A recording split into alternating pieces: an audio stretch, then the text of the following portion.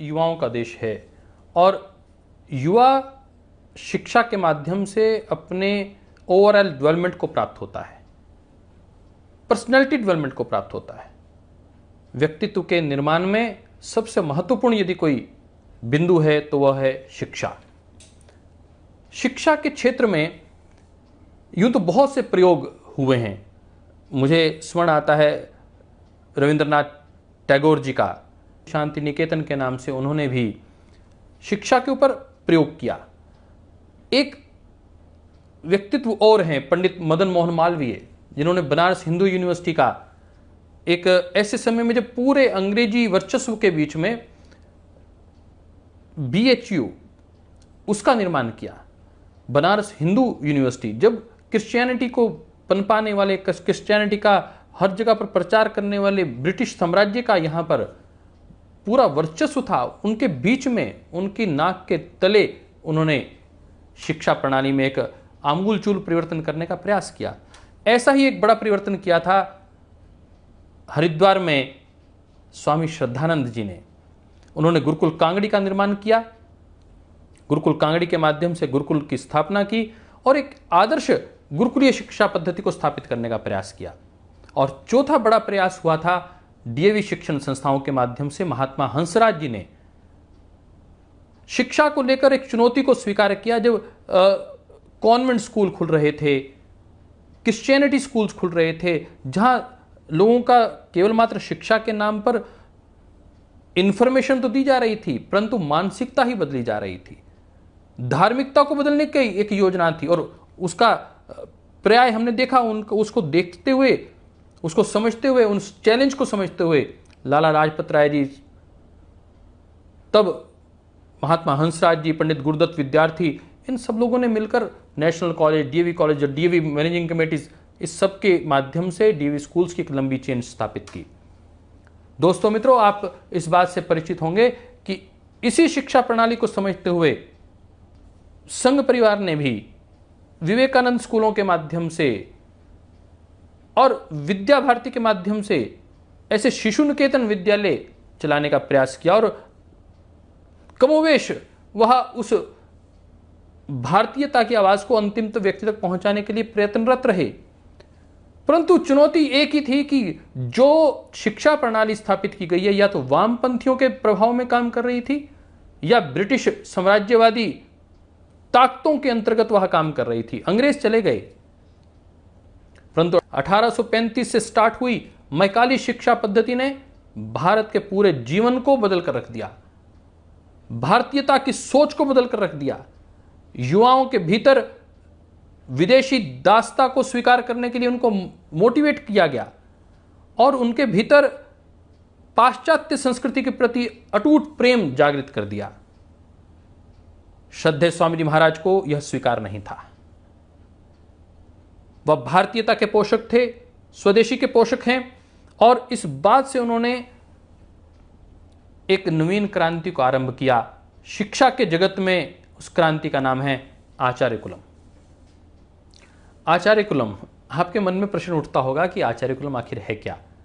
Acharya coulomb is a blend of modern and traditional Vedic knowledge, residential based school. ये CBSE द्वारा affiliated school तो है ही, परंतु इसके मूल में संस्कार है, भारतीयता है, आध्यात्मिकता है। मुझे अच्छे से याद आता है कि एक संस्कार युक्त शिक्षा को लेकर जब हम कोटा गए, जो शिक्षा नगरी के रूप में जाना जाता है, यदि मैं कहूँ कि भारत में 80 से 90% जो डॉक्टर बनते हैं, इंजीनियर बनते हैं, चार्टर्ड अकाउंटेंट बनते हैं, वो कमोवेश कहीं ना कहीं कोटा से जुड़े हुए हैं। उन शिक्षण संस्थानों से उन्होंने शिक्षा अर्जित की है। वहाँ जब हम गए तो LN के जो प्रमुख थे आदरणीय गोविंद महेश्वरी जी, रेजोनेंस के जो प्रमुख थे भाई RK वर्मा जी, वह भी आचार्य कुलम की कार्य पद्धति, उनके विद्यार्थियों से अत्यंत प्रभावित थे, क्योंकि उनके संस्थान में भी कुछ आचार्य कुलम के विद्यार्थियों ने जब एडमिशन लिया, उनकी शिक्षा, उनके आचरण, उनके व्यवहार, उनके जीवन शैली से वो अत्यंत प्रभावित हुए और उनके मन में भी बात उठी कि शिक्षा में एक बड़ा परिवर्तन आवश्यक है और संस्कार युक्त शिक्षा आज भारत की सर्वप्रथम प्राथमिकता होनी ही चाहिए। इस भाव के साथ उन्होंने भी आचार्य कुलम कोटा में खोलने के लिए प्रयास भी किया और श्रद्धेय स्वामी जी महाराज से निवेदन भी किया। आज मैं आखिर आचार्य कुलम की चर्चा क्यों कर रहा हूं आपके साथ? आपको भी लगता होगा कि आचार्य कुलम ने आज क्या ऐसा विषय है कि डॉक्टर साहब आचार्य कुलम की चर्चा कर रहे हैं।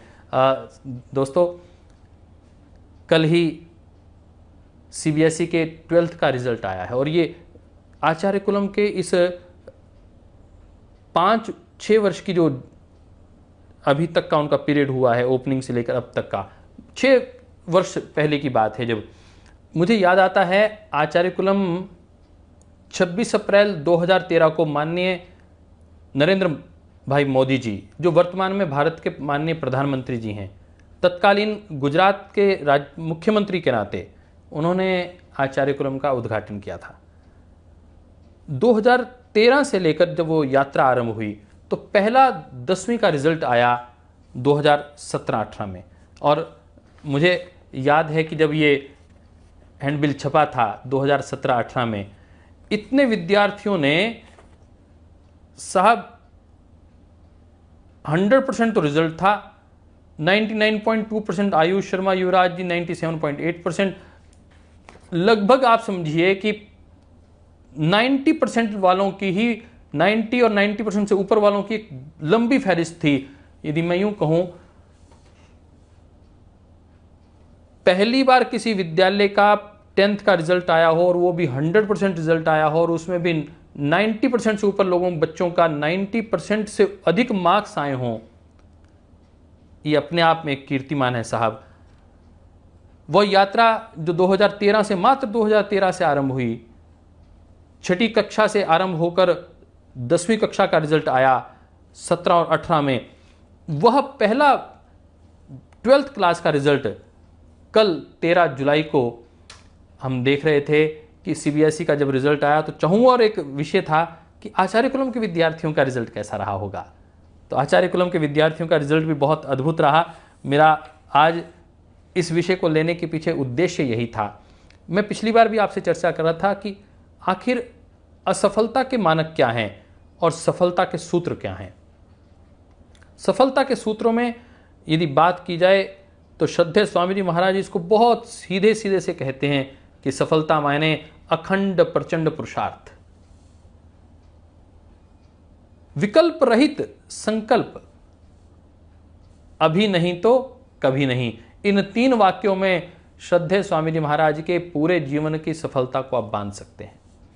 श्रद्धेय स्वामी जी महाराज श्रेय देते हैं कि मेरे जीवन की सफलता का मूल जो तत्व है वह योग है, और बाकी उसका आफ्टर इफेक्ट्स हैं जो आपको दिखाई देते हैं। मूल उसमें योग है, अर्थात योग मायने कि यौगिक जीवन शैली, एक आध्यात्मिक जीवन शैली, एक ईश्वर के प्रति नतमस्तक होते हुए अपने कर्मों को परमात्मा के चरणों में अर्पित करना, अपने गुरु के चरणों में अर्पित करना। इसी भाव को पिरोने का, इस भाव को प्रत्येक विद्यार्थी के मन में जागृत करने के लिए आचार्य कुलम की स्थापना हुई। आखिर क्यों हुई आचार्य कुलम की स्थापना? क्या आवश्यकता थी? जब 1 लाख से अधिक विद्यालय काम कर रहे हैं, उन सबके बीच में एक ऐसे विद्यालय की क्या आवश्यकता थी? तो आपको मन में बहुत से प्रश्न उठते होंगे, और उठने भी स्वाभाविक हैं, क्योंकि यह एक रेजिडेंशियल स्कूल है। यहाँ सीबीएसई के तो मानक माने ही जाते हैं, साथ में बच्चों को संस्कार युक्त शिक्षा दी जाती है। मैंने कहा it is a blend of modern and traditional Vedic knowledge. और इस दृष्टिकोण से आप देखिए कि इतनी बड़ी दिनचर्या है बच्चों की। सुबह 4:45 पे उठना, 5:15 तक फ्रेशअप होना, 5:15 से लेके लगभग 45 मिनट तक योग अभ्यास करना, फिर नहाना और उसके बाद संध्या हवन। ये प्रत्येक विद्यार्थी के जीवन की एक नियमित जीवन शैली है। विद्यार्थी के जीवन में भटकाव आएगा कैसे? उसके मन की एकाग्रता भंग होगी कैसे? जीवन में सफलता प्राप्त करनी है तो शिव संकल्प होना चाहिए, और वह शिव संकल्प तब टूटता है जब व्यक्ति का मानस भटकता है। और मानस में भटकाव तब आता है जब व्यक्ति परिवार में अन्य अनेक सुख दुख के बीच में से निकलता है। टीवी के माध्यम से उसके मन में कई प्रकार के नकारात्मक और सकारात्मक विचार पैदा किए जाते हैं। परंतु यहां तो केवल और केवल सकारात्मक विचारधारा, केवल और केवल सकारात्मक जीवन शैली, केवल और केवल दिव्यता के भाव, केवल और केवल आध्यात्मिक जीवन पद्धति, इसका जीवन दर्शन करवाया जाता है। और बच्चों को वहीं सारी की सारी बुक्स, उनकी सारी जितनी भी ड्रेसेस हैं वो भी वहां से उपलब्ध करवाई जाती हैं। और बच्चों को खेलने के लिए भी विशेष अनिवार्य है खेलना। कई बार ये होता है कि बच्चों को केवल पढ़ाया जाए, अधिक से अधिक मार्क्स लेने के लिए प्रेरित किया जाए। यहां पर मार्क्स तो स्वतः आते हैं, केवल मात्र जीवन शैली के ऊपर ध्यान दिया जाता है। एक आध्यात्मिक डिवाइन स्पिरिचुअल लाइफ, इसको टारगेट करके उनकी जीवनचर्या तय करते हैं परम श्रद्धेय स्वामी जी महाराज, परम श्रद्धेय आचार्य श्री। और मैं बधाई देना चाहता हूं अपनी आद्या बहन डॉक्टर रितंबरा जी को और आदरणीय डॉक्टर पांडे जी को कि उनके नेतृत्व में इस बार का जो रिजल्ट आया है वह निश्चित रूप से पूरे भारत के लिए ही, पूरे भारत ही नहीं पूरे विश्व के सीबीएसई के स्कूल्स में अनुकरणीय वह रिजल्ट आया है। 12th में बच्चों का इतने अच्छे से प्रेजेंटेशन देना, आयुष शर्मा ने 99.4% मार्क्स लेकर, जो 10th में भी उन्होंने बहुत अच्छे मार्क्स लिए थे, लगभग शायद 99% ही मार्क्स लिए थे, उस अपनी परिपाटी को आगे बढ़ाते हुए उन्होंने +2 में भी इतने अच्छे ह्यूमैनिटीज के अंदर रहते हुए मार्क्स लिए। मैं पतंजलि परिवार की ओर से, भारत स्वाभिमान की ओर से उनको साधुवाद देता हूं और परम श्रद्धेय स्वामी जी महाराज, परम श्रद्धेय आचार्य श्री को भी बधाई देता हूं कि उनके मार्गदर्शन में जो उन्होंने पौधा लगाया था, जिस भाव के साथ लगाया था, वह निरंतर फल फूल रहा है। आचार्य कुलम का यदि मोटे तौर पर एक अर्थ ये बनाया जाए तो एक ही बात, एक ही लाइन में समझ में आ जाए, वह है संस्कार युक्त शिक्षा। संस्कार युक्त शिक्षा आज की आवश्यकता है। इन लगभग 1-1.5 लाख विद्यालयों में शिक्षा तो दी जा रही है, परंतु संस्कार पर बल कम दिया जा रहा है। जो आज की आवश्यकता है, योग पर बल कम दिया जा रहा है, स्वास्थ्य पर बल कम दिया जा रहा है, परंतु यहां ओवरऑल डेवलपमेंट के ऊपर चर्चा की जाती है। और एक बड़ी बात यह कि यहां त्रिभाषी फार्मूला, व्यक्ति को उसकी जो मातृभाषा है वह भी सीखने को मिलती है। हिंदी, अंग्रेजी और संस्कृत, ये तीनों भाषाएं उसके जीवन के लिए अनिवार्य बनकर उसके जीवन में शिक्षा के साथ साथ ज्ञान का वर्धन करती है। और विदेशी भाषाओं का ज्ञान, क्योंकि श्रद्धेय स्वामी जी महाराज आचार्य कुलम के माध्यम से वर्ल्ड सिटीजन्स तैयार करना चाहते हैं। ऐसे बच्चे, ऐसे दिव्य आत्माएं जो पूरे विश्व में जाकर भारत और भारतीयता को जाकर भारत की संस्कार, भारत की शिक्षा, उसका गौरवगान कर पाएं। अपने चरित्र के माध्यम से, अपने जीवन शैली के माध्यम से, अपने ज्ञान के माध्यम से, अपनी आध्यात्मिक दिनचर्या के माध्यम से, और इसी भाव के साथ उन्हें 3 भाषाओं के साथ, 3 भारतीय भाषाओं के साथ विदेशी भाषाओं का भी विशेष अध्ययन अध्यापन करवाया जा रहा है। मैं पिछले दिनों कोटा मेरा जाना हुआ, आपके साथ मैंने चर्चा की कि परम श्रद्धेय स्वामी जी महाराज भी जब 2018 में कोटा में अंतर्राष्ट्रीय योग दिवस का कार्यक्रम हुआ तो वहाँ उसे शिक्षा नगरी कहा जाता है, चाहे डॉक्टर्स हो, इंजीनियर हो, वह कहीं ना कहीं कोटा से जुड़े हुए रहते हैं। और वहाँ जब हम मिले आदरणीय गोविंद महेश्वरी जी से, जो एलन के प्रमुख हैं, रेजोनेंस के जो प्रमुख हैं आदरणीय RK वर्मा जी, उन्होंने भी कहा कि इन बच्चों की, उनके यहाँ जिन बच्चों ने एडमिशन ली थी आचार्य कुलम के विद्यार्थियों ने, उनकी जीवन शैली को देखकर वो अत्यंत प्रभावित हुए, उनके आचरण को, उनकी दिव्यता को देखकर। तो श्रद्धेय स्वामी जी महाराज से वो सहसा पूछ बैठे कि आपने इन बच्चों में क्या दिया है। तो श्रद्धेय स्वामी जी महाराज ने कहा कि मैंने और कुछ नहीं, केवल संस्कार देने का प्रयास किया है। हम तो केवल एक वातावरण देते हैं, एक अच्छा वातावरण देते हैं, व्यक्ति का निर्माण तो स्वतः होता है। श्रद्धेय स्वामी जी महाराज की इतनी सहज बात से वह आश्चर्यचकित हो गए और उन्होंने भी सोचा कि हमें आचार्य कुलम जैसी कुछ संस्थाएं अपने साथ जोड़नी चाहिए।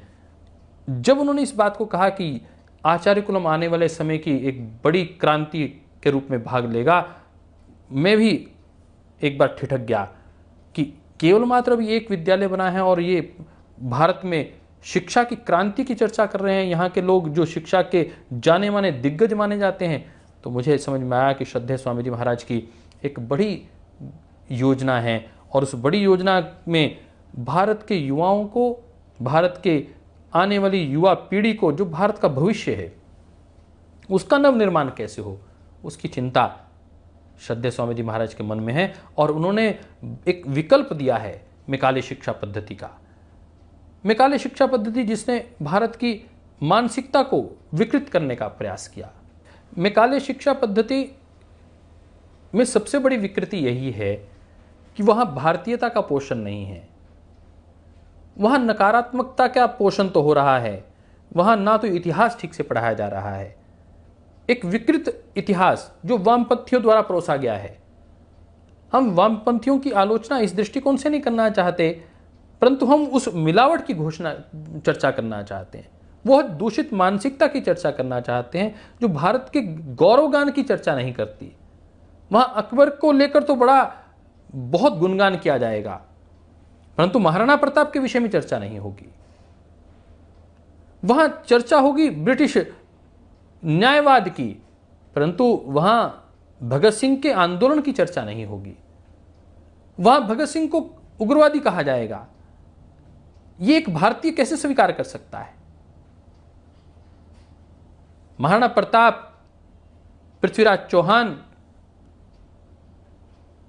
उनको लेकर जिस प्रकार की टिप्पणियां हैं, छत्रपति शिवाजी महाराज का जो गौरव है, जो उनका साहसपूर्ण नेतृत्व है, जो एक हिंदवी साम्राज्य को स्थापित करने का, एक स्वदेशी साम्राज्य स्थापित करने का उनका स्वप्न है, उसको किस प्रकार परोसा गया है, यह एक स्वाभिमानी भारतीय स्वीकार नहीं कर सकता। इसलिए एक विकल्प की आवश्यकता थी और इस विकल्प को श्रद्धेय स्वामी जी महाराज ने तैयार किया। केवल मात्र विद्यालय खोलने से हमारे पास कोई रास्ता ही नहीं था। हमें वो सीबीएसई के द्वारा जो घोषित पुस्तकें हैं उन्हें पढ़ना पड़ेगा, उनके माध्यम से ही बच्चों की एग्जामिनेशन करवानी होगी। परंतु मैं आज आपके साथ एक और बात साझा करना चाहता हूं दोस्तों। स्वदेशी चिकित्सा, स्वदेशी अर्थव्यवस्था की बात करते हुए श्रद्धेय स्वामी जी महाराज ने 2010-11 के आंदोलन में स्वदेशी शिक्षा पद्धति की भी बात की थी। केवल मात्र उस वक्त बात नहीं की थी। बहुत से लोग कहते हैं स्वामी जी महाराज ने आंदोलन किया था, उस आंदोलन का क्या हुआ? अरे भैया, हमने उस आंदोलन के माध्यम से एक वंशवाद की जो गहरी पैठ बन चुकी थी, जो भ्रष्टाचारी लोग बैठ चुके थे भारतीय सत्ता में, उनको उखाड़ फेंकने का काम किया था। कैसे नहीं काम किया आंदोलन, कैसे पूर्णतः सफल वह आंदोलन रहा।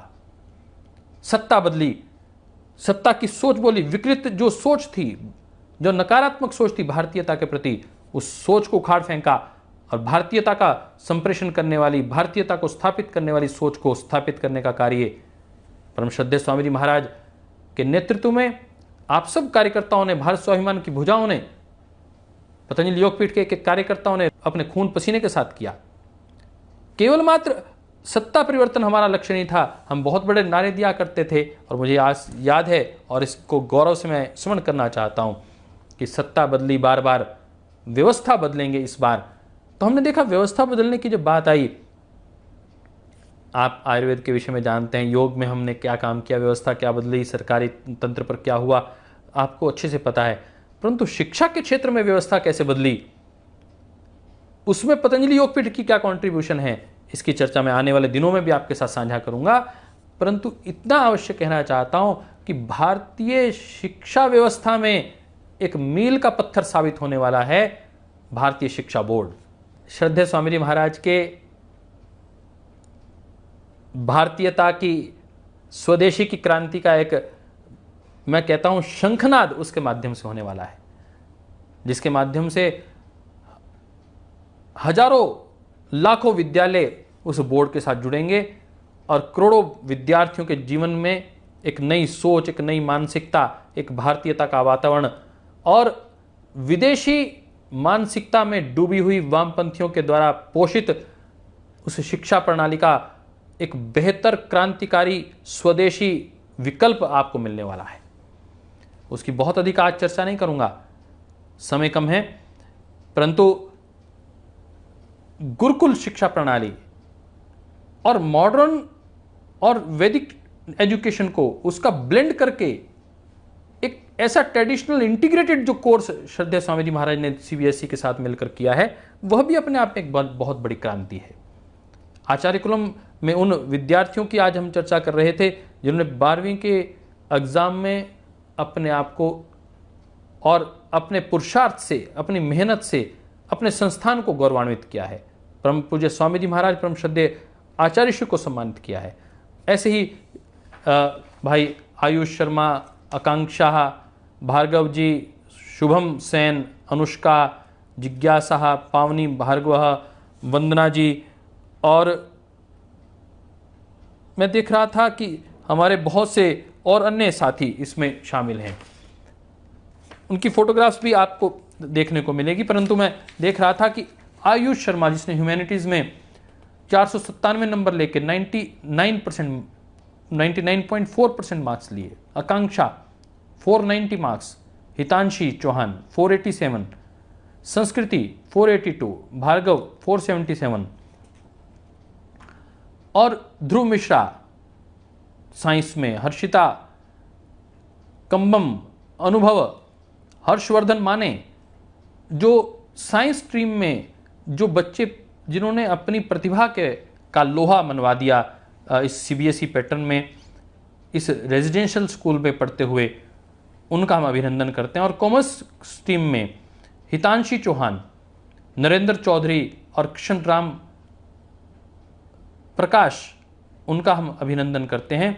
और ह्यूमैनिटी स्ट्रीम में आयुष शर्मा, आकांक्षा और संस्कृति, इन अपने भाई बहनों का बहुत अभिनंदन, क्योंकि ये आने वाले हमारे पतंजलि योगपीठ भारत स्वाभिमान के संगठन के कार्यकर्ता ही बनने वाले हैं।